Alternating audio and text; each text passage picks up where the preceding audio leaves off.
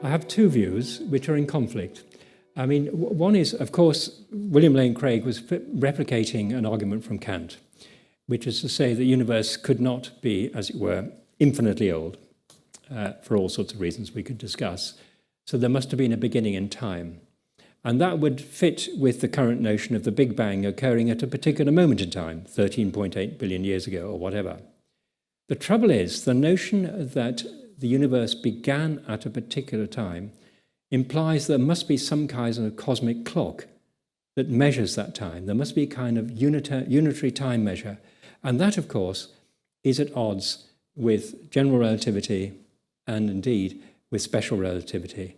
So that's a huge problem, the notion that the universe began at a particular time, but we don't give totally objective credence to the notion of a particular time or a time relation to the present.